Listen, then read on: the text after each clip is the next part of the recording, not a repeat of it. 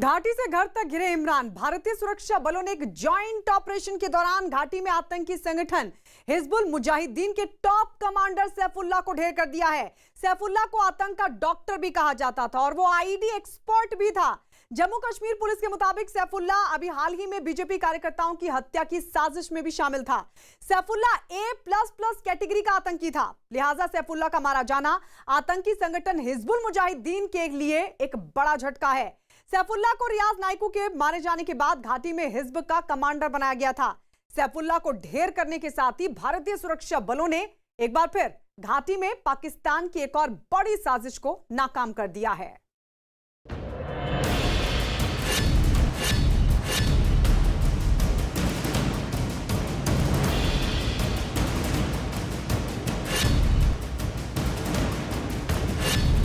मारा गया आतंक का डॉक्टर, हिजब कमांडर सैफुल्लाह मारा गया। एक एनकाउंटर में किया ढेर। A++ कैटेगरी का आतंकी था सैफुल्लाह।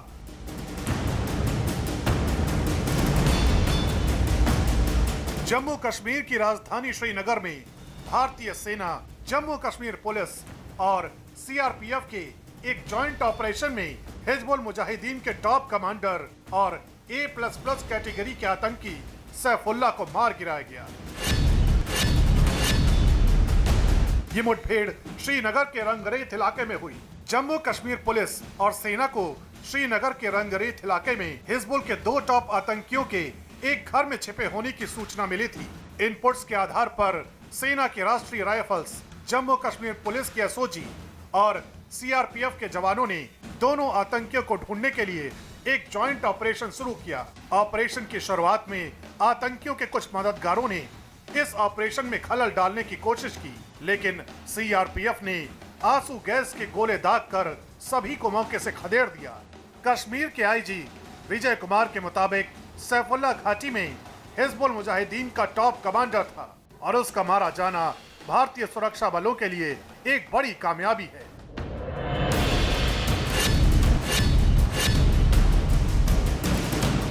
रंगरेथ ऑपरेशन के दौरान भारतीय सुरक्षा बलों ने आतंकियों को सरेंडर करने के लिए भी कहा, लेकिन इसके ठीक उलट आतंकियों ने भारतीय सुरक्षा बलों पर फायरिंग करनी शुरू कर दी और वहां से फरार होने की कोशिश की। और एनकाउंटर के दौरान सैफुल्लाह उर्फ गाजी हैदर सेना की जवाबी कार्रवाई में मारा गया।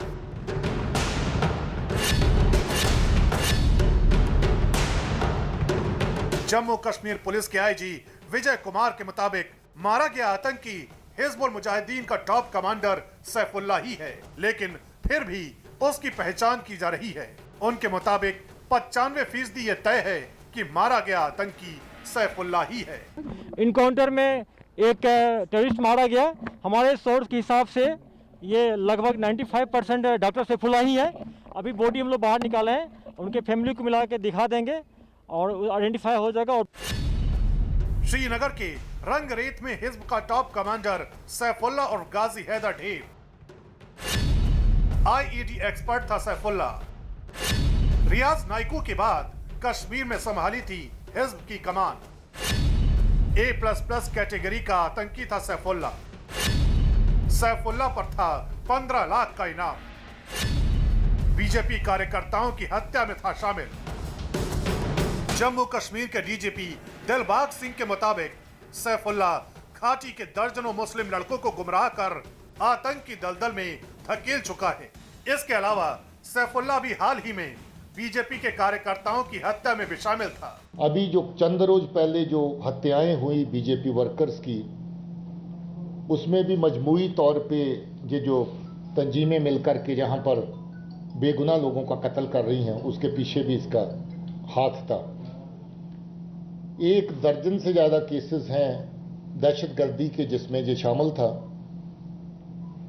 और आधा दर्जन से ज्यादा लोग ऐसे हैं जो इसने कत्ल किए अलग अलग टाइम्स के ऊपर, और 3 लोग अगर ये भी डाल लें तो ये फिगर भी 9 के करीब पहुंच जाती है जिन लोगों को इसने कत्ल किया।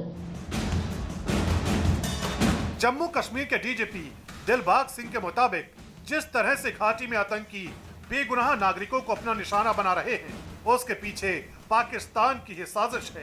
डीजीपी दिलबाग सिंह के मुताबिक सैफुल्ला श्रीनगर और बडगाम में एक बड़ा आतंकी हमला करने की फिराक में था। जिस तरीके से सिविलियन टारगेट्स को चूज करके सिलेक्ट करके पाकिस्तान के इशारे पर, पाकिस्तान की एजेंसीज के इशारे पर जहां पर उनको मारा जा रहा है, इसमें पाकिस्तान का सीधे रूप में और उसके जो मिलिटेंट आउटफिट जहां पर काम कर रहे हैं वो हिजबुल मुजाहिदीन के साथ मिलकर के जिस तरह की लोगों को नुकसान पहुंचा रहे हैं, इससे ज़्यादा शिद्दत से ऑपरेशंस को जारी रखा जाएगा। रिपोर्ट्स ये थी कि इनका कोई श्रीनगर और बडगाम के एरिया में और इस तरह का अटैक करने की प्लान है। सेना, जम्मू कश्मीर पुलिस और सीआरपीएफ ने इस जॉइंट ऑपरेशन के दौरान सैफुल्ला के एक साथी को भी जिंदा पकड़ने में कामयाबी हासिल की। पुलिस के लिए बहुत बड़ी कामयाबी है। एचएम का चीफ मारा जाना छोटी बात नहीं है। एक सस्पेक्ट पकड़ा गया जिसको पूछताछ हम कर रहे हैं। यकीनन घाटी में आतंकी संगठन हिजबुल मुजाहिदीन के टॉप कमांडर सैफुल्ला का मारा जाना भारतीय सुरक्षा बलों के लिए एक बड़ी कामयाबी है। सैफुल्ला के मारे जाने के बाद हिजब को बड़ा झटका लगा है और एक बार फिर भारतीय सुरक्षा बलों ने घाटी में रची पाकिस्तान की आतंकी साजिश का खात्मा कर दिया है।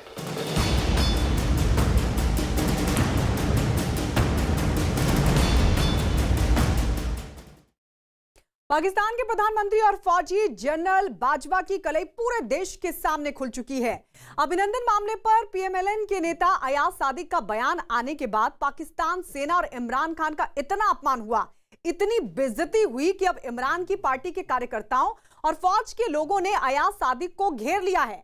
पाकिस्तान की सरकार अयाज सादिक पर देशद्रोह का मुकदमा करने की तैयारी में है और साथ ही अयाज सादिक के खिलाफ विरोध प्रदर्शन किए जा रहे हैं और लाहौर शहर में उनके घर के पास वाले इलाके में सादिक के खिलाफ पोस्टर्स लगा दिए गए हैं। इन पोस्टर में उनकी तस्वीर पीएम मोदी और वीर चक्र से सम्मानित पायलट अभिनंदन के साथ लगाई गई है। अयाज सादिक के खिलाफ पाकिस्तान मीडिया ने भी मोर्चा खोल दिया है। हालांकि सादिक ने कहा है कि अपने बयान पर वो कायम रहेंगे। उन्होंने कहा कि वो नेशनल सिक्योरिटी कमेटी के सदस्य रह चुके हैं और इमरान समेत बाजवा का बेशुमार राज जानते हैं। सादिक के इस बयान के बाद बाजवा और इमरान की जान हलक में अटकी हुई है।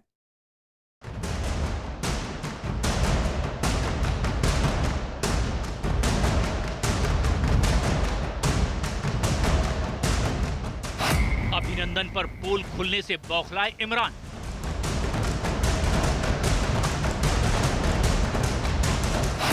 सादिक के बयान से परेशान बाजवा इमरान। कर दी और चीफ ऑफ आर्मी स्टाफ तशरीफ लाए। पैर कांप रहे थे, पसीने माथे पे थे। अयाज सादिक को सच बोलने की सजा। मैं प्राइम मिनिस्टर साहब ने आने से इनकार कर दी और चीफ ऑफ आर्मी स्टाफ तशरीफ लाए। पैर कांप रहे थे, पसीने माथे पे थे। अयाज सादिक पर इमरान कराएंगे देशद्रोह का केस। शाह महमूद साहब ने कहा, फॉरेन मिनिस्टर साहब ने, कि खुदा का वास्ता है अब इसको वापस जाने दें, क्योंकि 9 बजे रात को हिंदुस्तान पाकिस्तान पे अटैक कर रहा है। इमरान खान और पाकिस्तानी फौज के जनरल बाजवा पाकिस्तान में अभिनंदन को गिरफ्तार करने के नाम पर शेखी बगाड़ते फिरते थे।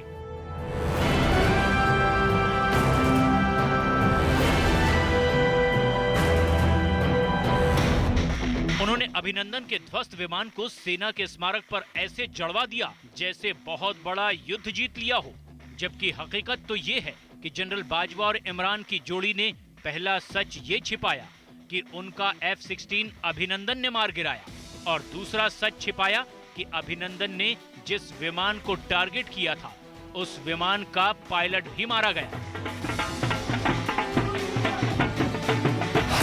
पाकिस्तानी सेना की PR एजेंसी DGI SPR पूरे पाकिस्तान में अब तक इस बात का झूठे ही ढोल पीटती रही थी।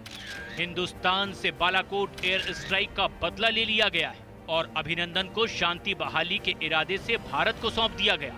लेकिन जब से भरी संसद में पाकिस्तान के प्रधानमंत्री और पाकिस्तान की कायर फौज का सच सामने आया है, इमरान सरकार और पूरी फौज का शर्म से सिर झुक गया है। अब सच सामने आने के बाद इस झुके सिर को एक बार ऊंचा करने की साजिश और झूठ का सहारा लिया जा रहा है। इमरान खान और पाकिस्तान की फौज प्रोपेगेंडा के सहारे ही अपना काम चलाते आए हैं। उन्होंने अभिनंदन मामले का सच उजागर करने वाले अयाज सादिक के साथ भी यही किया, क्योंकि अयाज सादिक ने पाकिस्तान की संसद में इमरान खान और जनरल बाजवा की पोल खोलकर रख दी। शाह महमूद कुरैशी साहब उस मीटिंग में थे जिसमें प्राइम मिनिस्टर साहब ने आने से इनकार कर दिया और चीफ ऑफ आर्मी स्टाफ तशरीफ लाए। पैर कांप रहे थे, पसीने माथे पे थे और हमसे शाह महमूद साहब ने कहा, फॉरेन मिनिस्टर साहब ने, कि खुदा का वास्ता है अब इसको वापस जाने दें, चूंकि 9 बजे रात को हिंदुस्तान पाकिस्तान पे अटैक कर रहे हैं। अयाज सादिक के इस बयान के बाद पाकिस्तान में घमासान मच गया। पाकिस्तान की फौज ने अपनी प्रेस कॉन्फ्रेंस करके इस मामले पर सफाई पेश की और अयाज को गलत बताया। बयान आने के बाद रातों रात इमरान की प्रचार ब्रिगेड ने लाहौर की सड़कों पर अयाज सादिक के पोस्टर लगा दिए। अयाज सादिक के खिलाफ इमरान ब्रिगेड ने लाहौर शहर के उस इलाके में ये पोस्टर लगाए जहां उनका घर है। अयाज सादिक के खिलाफ पोस्टर लग गए। भारत के इंतहा पसंद वजीर आजम नरेंद्र मोदी और अभिनंदन के साथ अयाज सादिक की तस्वीरें मौजूद। अयाज सादिक के अभिनंदन की रिहाई का सच कहने से फौज और इमरान खान खफा हो गए। फौज के इशारे पर इमरान ने सादिक के खिलाफ प्रचार ब्रिगेड उतार दी। प्रचार ब्रिगेड ने लाहौर में अयाज सादिक के खिलाफ पोस्टर लगा दिए। इनमें अयाज सादिक के चेहरे पर अभिनंदन जैसी मूछें लगाई गई। अयाज सादिक का सिर मुंडवाकर पोस्टर लगाया गया। इन पोस्टरों पर अभिनंदन के साथ पीएम मोदी की भी तस्वीर लगाई गई। इन पोस्टरों पर लिखा गया कि मोदी जो यार है, अयाज सादिक गद्दार है। अयाज सादिक के सच उजागर करने से पाकिस्तानी फौज और इमरान खान बहुत शर्मिंदा हुए और अब उन्होंने अपनी लाज बचाने के लिए अयाज सादिक के खिलाफ गद्दारी का प्रचार शुरू कर दिया है। पीटीआई अब पोस्टर लगाए, चाहे हो हल्ला करे, कोई प्रोटेस्ट भी कर ले, कोई फर्क नहीं पड़ता, क्योंकि सादिक साहब ने जो स्टेटमेंट देनी थी वो दे दी। देश के लिए, स्पेशली उनकी फौज के लिए, ये अपने आप में एक बड़ी शर्मनाक बात हो गई है। अभिनंदन की रिहाई के मौके पर इमरान खान ने कहा था कि शांति बहाली के लिए उठाया गया कदम है, लेकिन सच ये था कि पाकिस्तान को मालूम था कि अगर अभिनंदन को रिहा नहीं किया गया तो पूरा पाकिस्तान धुआं धुआं हो जाएगा। अब ये सच सामने आने के बाद पाकिस्तानी फौज और उनके प्रधानमंत्री दोनों बौखलाए हुए हैं।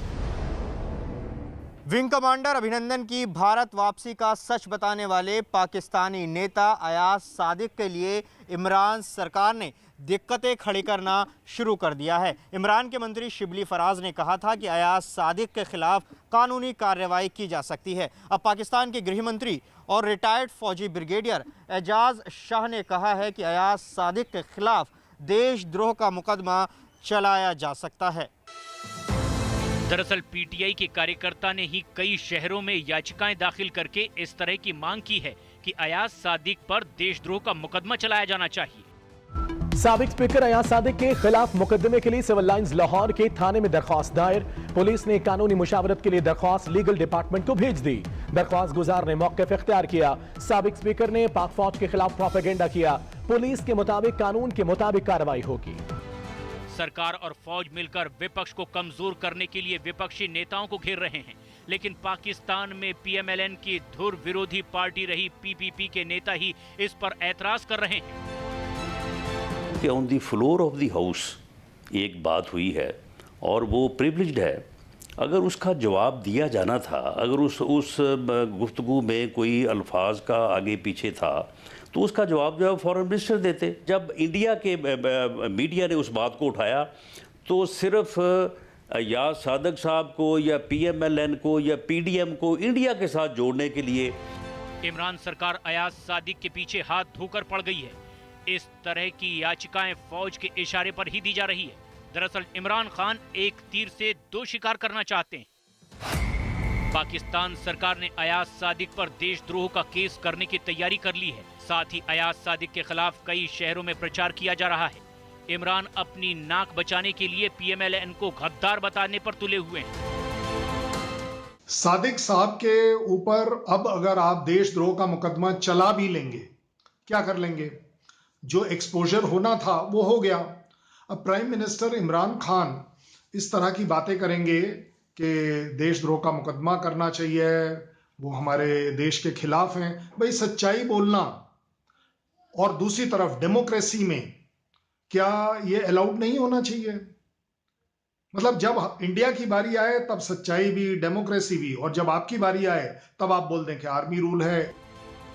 अयाज सादिक के बयान के बाद पाकिस्तान मीडिया भी बुरी तरह भड़का हुआ है, क्योंकि फौज का बनाया वो तिलिस्म टूट चुका है और पाकिस्तान की जगहंसाई हो रही है। किसी भी पाकिस्तानी को गुस्सा आएगा इस तरह की बातें सुनने के बाद। मुझे ये हैरत हो रही है कि ये अपने ही मुल्क के रहने वाले हैं या फिर ये कोई भारतीय शहरी है। इन दिनों इमरान खान अपने ही देश में बुरी तरह घिरे हुए हैं। उनके खिलाफ विपक्षी पार्टियां एकजुट होकर रैलियां कर रही है। पाकिस्तान की जमीयत उलेमाए इस्लाम के नेता मौलाना फजलुर रहमान ने पीडीएम यानी पाकिस्तान डेमोक्रेटिक मूवमेंट नाम का फ्रंट बनाया। इसमें धुर विरोधी पार्टी नवाज शरीफ की पीएमएलएन और बिलावल भुट्टो की पीपीपी ने भी हाथ मिला लिया और साथ आ गए हैं।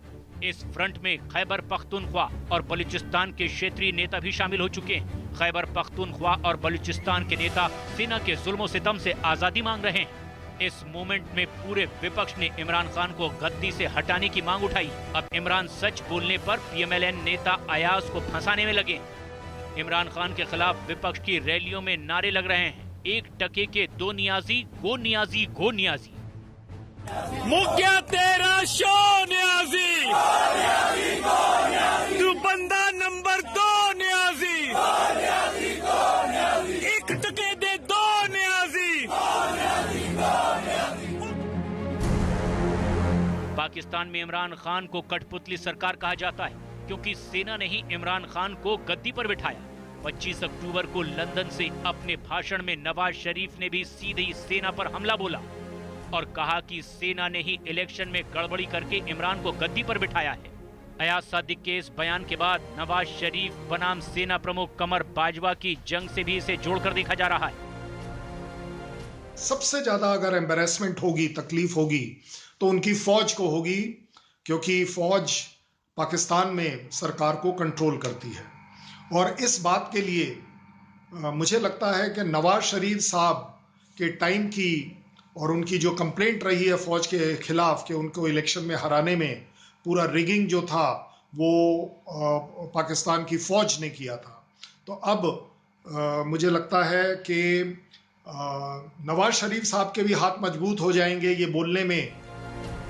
अयाज सादिक नवाज शरीफ के बहुत करीबी नेता हैं। अयाज सादिक पीएमएलएन के बड़े नेता हैं। वो पूर्व प्रधानमंत्री नवाज शरीफ के विश्वास पात्र हैं। अयाज पाकिस्तान संसद के स्पीकर रह चुके हैं। अब अयाज को फंसाकर नवाज शरीफ पर दबाव बनाने की तैयारी की जा रही है। अयाज सादिक पर सेना और ईरान भले ही दबाव बनाने की कोशिश करें, लेकिन उन्होंने साफ कह दिया कि वो अपने बयान पर अड़े हुए हैं और बहुत से राज भी जानते हैं। मेरे पास बेशुमार राज हैं। मेरे पास नेशनल सिक्योरिटी कमेटी जो थी पार्लियामेंट के, उसको मैं हेड करता रहा हूं। मैंने कभी गैर जिम्मेदाराना ना स्टेटमेंट दी है, ना इंशाल्लाह दूंगा। आने वाले वक्त में आप देखेंगे मेरे पास बेशुमार राज हैं। अयाज की आवाज से साफ है कि इमरान खान बुरी तरह फंस गए हैं। वो भले ही अयाज को देशद्रोह केस में फंसाने की कोशिश कर रहे हों, लेकिन कुछ ऐसे राज उनके पास हैं जो इमरान और बाजवा की कमजोर नस्ब बने हुए हैं। अयाज के इस बयान से पूरे पाकिस्तान में भूचाल आ गया है। अगर उन्होंने आगे कुछ और बोला तो क्या होगा ये कहा नहीं जा सकता।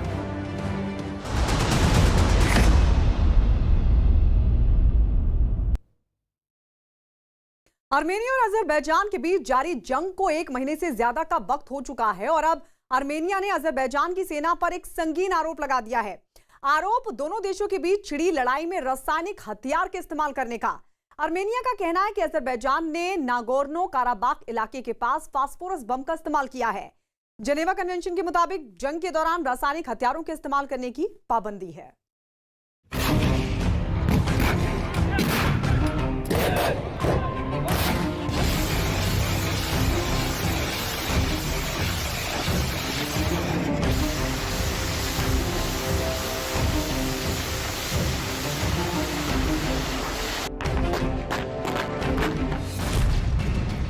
जंग के बीच अर्मेनिया का संगीन आरोप।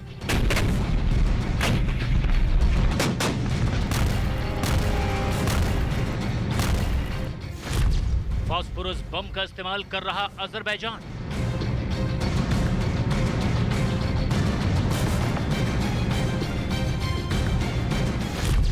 नागोर्नो काराबाख में गिरा फास्फोरस बम।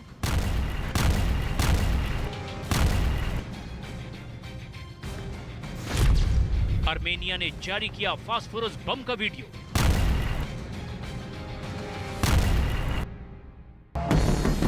आसमान से बरसती आग,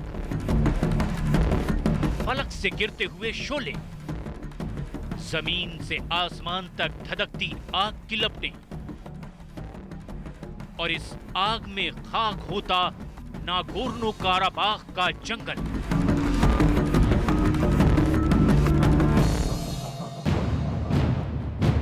ये दिल दहला देने वाला वीडियो आर्मेनिया ने रिलीज किया है। दरअसल आर्मेनिया ने अजरबैजान की सेना पर संगीन आरोप लगाते हुए कहा है कि वो पिछले 1 महीने से जारी दोनों देशों के बीच जंग के दौरान अजरबैजान की सेना रासायनिक हथियारों का इस्तेमाल कर रही है, और इसका सबसे बड़ा सबूत बना है ये वीडियो।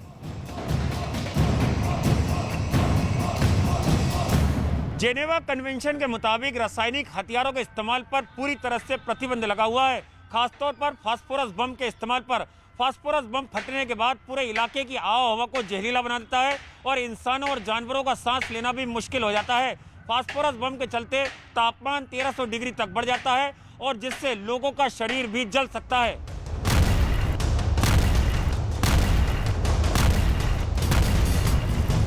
अजरबैजान की सेना पर नागोर्नो काराबाख इलाके के पास फास्फोरस बम गिराने का संगीन इल्जाम आर्मेनिया ने लगाया है। इतना ही नहीं, आर्मेनिया का ये भी आरोप है कि अपने दुश्मनों पर रासायनिक हथियारों का इस्तेमाल करना तुर्की की रणनीति रही है, और तुर्की दोनों देशों के बीच 1 महीने से चल रही जंग में अजरबैजान की मदद कर रहा है। लिहाजा अजरबैजान ने फास्फोरस बम तुर्की की ही शह पर गिराया है। लेकिन अजरबैजान ने आर्मेनिया के इन आरोपों को सिरे से खारिज किया है। अजरबैजान का कहना है कि आर्मेनिया झूठ बोल रहा है। दरअसल आर्मेनिया ने इस वीडियो को human rights defender of Armenia नाम की एक सोशल साइट के जरिए जारी किया है। लेकिन ये वीडियो असली है या फिर पुराना, इसकी पुष्टि अभी तक किसी भी अंतर्राष्ट्रीय संस्था ने नहीं की है। व्हाइट फॉस्फोरस बम सिर्फ मिलिट्री टारगेट्स पे ही इस्तेमाल किया जा सकता है। सिविलियन इलाके अगर वहां पर मिलिट्री टारगेट्स भी हों तो व्हाइट फॉस्फोरस एम्यूनिशन या बॉम्ब्स का इस्तेमाल करना बैंड है। आर्मेनिया का अजरबैजान के खिलाफ जो चार्ज है उस पर कार्रवाई तभी की जा सकती है अगर आर्मेनिया ये साबित कर सके कि ये बॉम्ब रिहायशी इलाकों में सिविलियन एरियाज में डाले गए हैं। अगर अजरबैजान ने इस प्रकार की हरकत की है तो यूनाइटेड नेशंस उनके खिलाफ कार्रवाई। आर्मेनिया ने अजरबैजान पर सिर्फ फास्फोरस बम के इस्तेमाल करने का ही आरोप नहीं लगाया, बल्कि उसका ये भी कहना है कि अजरबैजान ने नागोर्नो काराबाख पर कब्जा करने के लिए तुर्की के साथ मिलकर एक साजिश रची थी। अजरबैजान को उम्मीद थी कि वो तुर्की और इजरायली हथियारों के दम पर नागोर्नो काराबाख पर अचानक हमला करके उस पर महज 5 दिन के भीतर ही कब्जा कर लेगा। लेकिन आर्मेनिया की सेना के पलटवार की वजह से तुर्की और अजरबैजान की ये साजिश नाकाम हो गई। इतना ही नहीं, इस जंग में अजरबैजान को उसके अनुमान से ज्यादा सैनिकों और पैसे का नुकसान उठाना पड़ा है। एक अनुमान के मुताबिक आर्मेनिया और अजरबैजान के बीच 1 महीने से चल रही जंग के दौरान अब तक 5000 लोगों की मौत हो चुकी है। आर्मेनिया का ये भी आरोप है कि अजरबैजान ने जानबूझकर जंग की शुरुआत ऐसे वक्त पर की जब अमेरिका में राष्ट्रपति चुनाव होने वाला है। अजरबैजान को उम्मीद थी कि जब तक आर्मेनिया को अंतर्राष्ट्रीय मदद मिलेगी तब तक वो अपने मंसूबे में कामयाब हो चुका हो।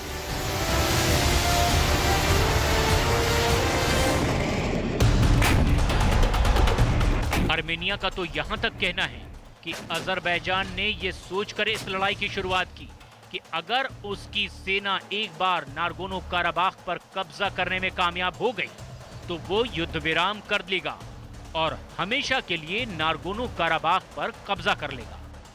आर्मेनिया का आरोप काफी हद तक सही है। इस वक्त अमेरिका प्रेसिडेंशियल इलेक्शन में बिजी है और आर्मेनिया को ज्यादातर सहायता यूरोपियन देशों से या अमेरिका से ही मिलनी थी, क्योंकि जहां तक अजरबैजान का सवाल है, तुर्की खुलेआम अजरबैजान की मदद कर रहा है, ईरान भी अजरबैजान की मदद कर रहा है, पाकिस्तान आतंकियों के साथ अजरबैजान की मदद कर रहा है, इजराइल अजरबैजान को हथियार दे रहा है, बाकी मुस्लिम देश भी अजरबैजान की मदद कर रहे हैं। लेकिन अमेरिका प्रेसिडेंशियल चुनाव में बिजी होने के कारण ज्यादा असरदार प्रभाव इस लड़ाई में नहीं दिखा पा रहा है।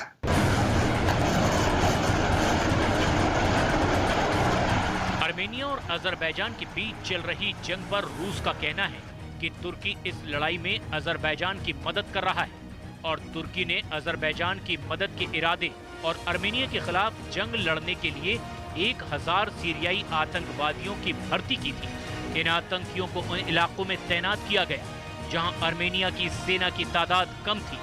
रूस का कहना है कि अगर ये जंग आर्मेनिया की सरजमी तक पहुंची तो रूस आर्मेनिया की हर मुमकिन मदद करेगा।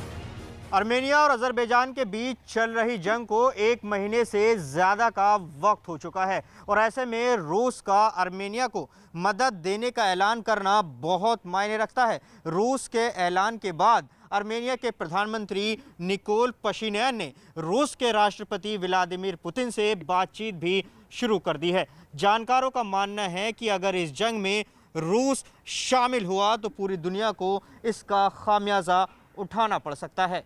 आर्मेनिया और रूस के बीच 1997 में एक समझौता हुआ है। उस समझौते के तहत अगर आर्मेनिया के सरजमी पर कोई खतरा होता है तो रूस उसकी मदद के लिए आएगा। रूस का एक बहुत बड़ा मिलिट्री बेस भी आर्मेनिया में है। इसीलिए आर्मेनिया के प्रधानमंत्री ने राष्ट्रपति पुतिन से अपील की है कि वो आर्मेनिया की मदद के लिए तैयार हो जाए। रूस ने साफ कर दिया है कि अगर आर्मेनिया की सरजमी पे खतरा होता है या अजरबैजान की फौजें आर्मेनिया के बॉर्डर्स तक आ जाती हैं तो रूस जरूर आर्मेनिया की मदद करेगा। सिर्फ आर्मेनिया ही नहीं बल्कि अजरबैजान ने भी आर्मेनिया पर बड़ा आरोप लगाया है। दरअसल अजरबैजान ने आर्मेनिया पर तुर्की के प्रतिबंधित कुर्दिश संगठन पीकेके के हजारों आतंकियों की मदद लेने का आरोप लगाया है। अजरबैजान का कहना है कि आर्मेनिया ने अगस्त में कुर्दिश आतंकियों को उसके खिलाफ जंग में शामिल होने के लिए बुलवाया था। अजरबैजान का आर्मेनिया पर यह भी आरोप है कि आर्मेनिया का रूस के साथ सैन्य संगठन होने के बावजूद वो दुनिया के दूसरे देशों को भी इस विवाद में शामिल करने में लगा हुआ है। आर्मेनिया और अजरबैजान के बीच पिछले 1 महीने से ज्यादा समय से जंग जारी है, जिसमें 5000 से ज्यादा लोग मारे जा चुके हैं। 3 बार संघर्ष विराम भी करने की कोशिश की गई है, बावजूद इसके विवाद का हल नहीं निकला है। इसके उल्टे दोनों देश एक दूसरे के ऊपर आतंकियों की मदद करने का आरोप लगा रहे हैं। नागोर्नो काराबाख के जिस इलाके को लेकर दोनों देश जंग के मैदान में हैं, फिलहाल उस इलाके पर आर्मेनिया की सेना ने कब्जा कर रखा है। अजरबैजान का कहना है कि वो अपने इलाके में आर्मेनियाई सेना को बाहर खदेड़ देगा। दरअसल दोनों देशों के बीच तनाव साल 2018 में शुरू हुआ था, जब दोनों सेना ने अपनी सीमा से सटे इलाकों में अपनी सेनाओं की तैनाती बढ़ा दी थी। लेकिन 2 साल में हालात कुछ इस कदर बिगड़े कि आर्मेनिया और अजरबैजान के बीच 27 सितंबर को एक बार फिर जंग शुरू हो गई। दरअसल आर्मेनिया और अजरबैजान के बीच इलाके पर कब्जे को लेकर जंग का एक पुराना इतिहास रहा है। 1991 में भी दोनों देशों के बीच लड़ाई शुरू हुई थी, जो कि 3 साल तक चली। बाद में 1994 में रूस के दखल के बाद सीज फायर हुआ था। अलग अलग वक्त में दोनों देशों के बीच हुए जंग में अब तक 30,000 से ज़्यादा लोग मारे गए हैं, जबकि लाखों लोग बेघर हो चुके हैं। नागोर्नो काराबाख 4,400 वर्ग किलोमीटर में फैला इलाका है, जहां अर्मेनियाई, ईसाई और मुस्लिम तुर्क रहते हैं। 1990 के दशक में अजरबैजान और अर्मेनिया दोनों ही पूर्व सोवियत गणराज्य का हिस्सा थे और फिलहाल जिस विवादित नागोर्नो काराबाख इलाके को लेकर दोनों देशों के बीच जंग छिड़ी है, वो सोवियत गणराज्य के दौरान अजरबैजान का एक स्वायत्त क्षेत्र हुआ करता था। 90 के दशक में सोवियत गणराज्य के टूटने के बाद अर्मेनिया और अजरबैजान दोनों अलग अलग देश बने और नागोर्नो काराबाख का ये इलाका अजरबैजान में ही रहा। अंतर्राष्ट्रीय स्तर पर नागोर्नो काराबाख को अजरबैजान के हिस्से के तौर पर ही जाना जाता है, लेकिन यहाँ अधिकतर आबादी अर्मेनियाई है, लिहाजा अर्मेनिया इस इलाके पर अपना दावा करता है। फिलहाल पूरी दुनिया दोनों देशों से जारी इस जंग को फौरन रोक देने की अपील कर रही है, लेकिन दोनों ही देश पूरी दुनिया की अपील को दरकिनार कर एक दूसरे को नेस्त नाबूद करने पर तुले हुए हैं।